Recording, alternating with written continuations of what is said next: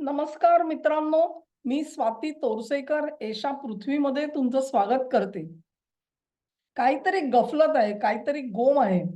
ही जी सगळी कथा आपल्याला सांगितली गेली ना, त्यांची विमान गेलं ते F-15E विमान गेलं. मग त्याच्यात काहीतरी म्हणे बिघाड झाला आणि तो बिघाड झाल्यामुळे वैमानिकाला जसं बाहेर पडावं लागलं तसंच वेपन सिस्टम ऑपरेटर जो होता म्हणजे WSO ज्याला म्हणतात ते लोक किंवा आधीच्या भाषेमध्ये त्याचा गनर ह्या दोघांनाही विमानातून उड्या टाकाव्या लागल्या. ते खाली पोहोचल्यानंतर मग त्यांचा शोध सुरू झाला. मग आपल्याला अगदी सांगितलं गेलं, की नाही, ते अतिशय ट्रेन्ड लोक आहेत, त्यांना प्रशिक्षण दिलेलं आहे. अशा तऱ्हेने जर का विमानातून उडी टाकायची झाली, तर आपल्याला वाचवायचं कसं? आणि अ, परत आपल्याला सुखरूप नेण्यासाठी येणारं विमान येईपर्यंत स्वतःचं संरक्षण कसं करायचं याचं त्यांना सगळं प्रशिक्षण दिलेलं आहे. त्यामुळे काही काळजी करू नका. आता तुम्ही मला सांगा, की अशा पद्धतीने जर का 2 वैमानिक भारताचे समजा पाकिस्तानच्या हद्दीमध्ये गेलेले असते, तर इथे काय झालं असतं? कसला गदारोळ उठला असता.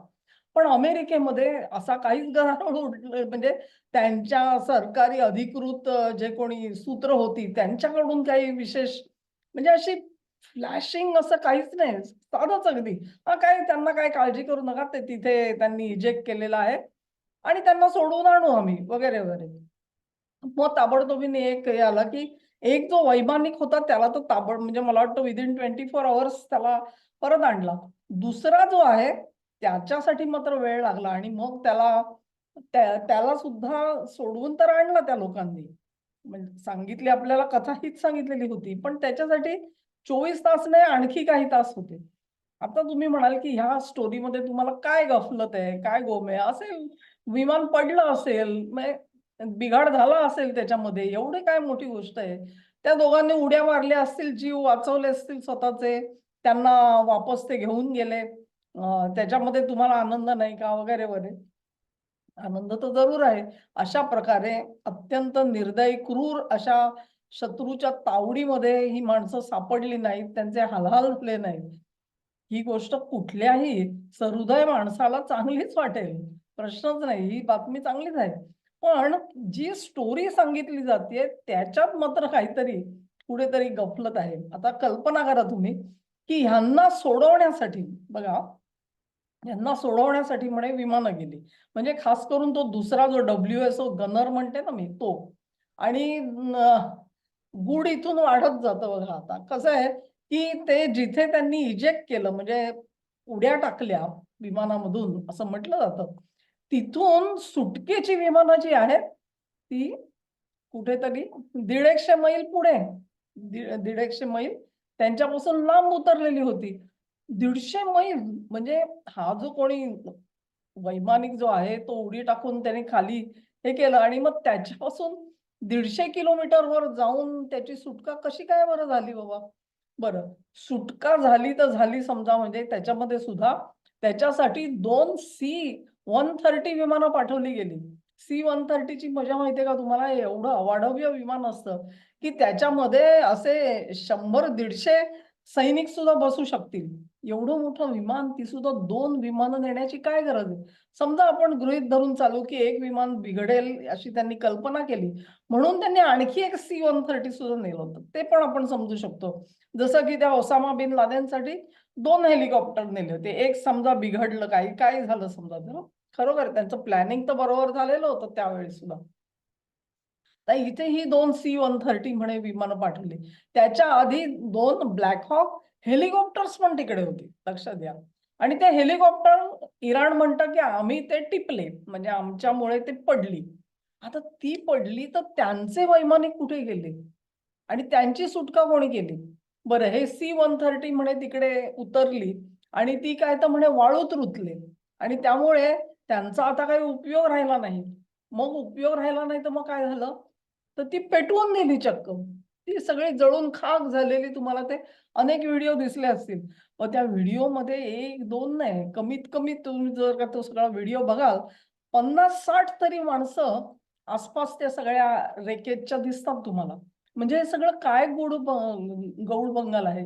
एका WHO ची सुटका करण्यासाठी 2-2 C-130 जातात, 2 ब्लॅक हॉक जातात. त्यांच्यासोबत असे 50-60 माणसं निदान त्या व्हिडिओत, म्हणजे आणखी किती असतील तुम्हाला आणि मला कल्पना नाही. हे सगळं काय चाललेलं होतं. गूढ तर नक्कीच आहे. आणि मग एवढी सगळी जी माणसं आहेत ती C-130 ती सगळे पेटवून दिली. त्या कारण त्याच्यामध्ये काय म्हणे ते ती नाकाम झाली आणि अशी टेक्नॉलॉजी शत्रूच्या हातात पडू नये म्हणून ते पेटवून देतात. बरोबर आहे. तेही झालं काम. मग हे एवढे सगळे जे त्या व्हिडिओमध्ये दिसतायत 50-60 माणसं, ते कसे परत आले? त्यांना कसं परत आणलं? म्हणजे किती प्रकारची गोम आहे बघा त्याच्यामध्ये. जी कथा आपल्याला सांगितली जाते ती अजिबात सरळसोट नाहीये, प्रचंड गुंतागुंतीची आहे. आणि जे काही सांगितलं जातंय त्याच्यापेक्षा काहीतरी लपवलं जातंय, हे मला जास्त महत्वाचं वाटतं त्याच्यामध्ये. आणखी एक बाब अनेकांनी जी निदर्शनाला आणून दिली ती अशी आहे, की हे जे C-130 ची उतरली, ती ह्यांच्यापासून काय 200-100 किलोमीटर काय मैल लांब होती. 150-200. पण ती अशा ठिकाणी होती, की इराणचं जे इस्फहान शहर आहे, ते तिथून जवळ आहे आणि त्यांचं ज्याला न्यूक्लिअर सेंटर म्हटलं जातं, त्या सेंटरपासून हे 30-40 मैलावरती होते फक्त. म्हणजे नेमकं काय करायचं ठरलं होतं. ही 60-70 माणसं तिकडे जाऊन काय करणार होती? तेव्हा अनेकांनी अशी एक शक्कल लढवलेली आहे, की हे वैमानिक पडले आणि त्यांच्या रेस्क्यूसाठी म्हणून विमानं पाठवली वगैरे त्यांना वापस आणण्यासाठी. ही सगळी बनावट स्टोरी आहे. त्या निमित्ताने अमेरिकेने इराणच्या हद्दीमध्ये 2 C-130 नव्हे तर आणखी विमानं नेली आणि ते जे त्यांनी समृद्ध करून ठेवलेलं युरेनियम आहे, ते कदाचित लंपास करण्याचा प्रयत्न केला असावा आणि ते सगळं ओमपास झालेलं आहे आजच्या घडीला. अशी शक्कल काही जणांनी लढवलेली आहे. आता ह्याच्यामध्ये सुद्धा काही तथ्य नाही असं तुम्ही आणि मी कसं म्हणू शकतो? म्हणजे नेमकं काय करायला गेलेले होते? इराणसाठी हा सावधगिरीचा इशारा होता का? की बघा आम्ही असे इथपर्यंत पोहोचू शकतोय. असं समजू नका आम्हाला, की तुम्ही हे सगळं दडवून ठेवू शकाल म्हणून. आणि मग नेमकं काय झालं? मग हे सगळे म्हणजे काय आहे त्याला कदाचित आता आमच्या आयुष्यात आम्हाला कधी ही कथा ऐकायला मिळणार नाही कदाचित. पण तुम्हा लोकांना ही कथा निश्चित ऐकायला मिळेल काही वर्षांनी आणि तेव्हा हे सगळ्या ज्या खाचखळगे आहेत ना, त्या खाचखळ्यांना उत्तर काय मिळतं तुम्हाला हे त्यावेळी तुम्ही निश्चित ताडून पाहायला पाहिजे, असं मला वाटतं. कारण हे एवढंसं सरळ नाहीये. ह्याच जोडीला पी गुरु चॅनेलवरती श्रीधर चित्यालाजी अतिशय आदरणीय व्यक्तिमत्व आहे आणि त्यांनी असं सांगितलं, की त्यांचे जे काही अमेरिकन सरकारमध्ये उच्च वर्तुळामधले त्यांचे जे कॉन्टॅक्ट्स आहेत, त्या कॉन्टॅक्ट्समधून त्यांना असं कळलेलं आहे, की अबू मुसा नावाचं एक बेट आहे. हे बेट होर्मुझच्या त्या खाते जे आपण म्हणतो ना, एका बाजूनी UAE आणि दुसऱ्या बाजूनी इराण आणि अशी ती चिंचोळी पट्टी आहे ती सगळी.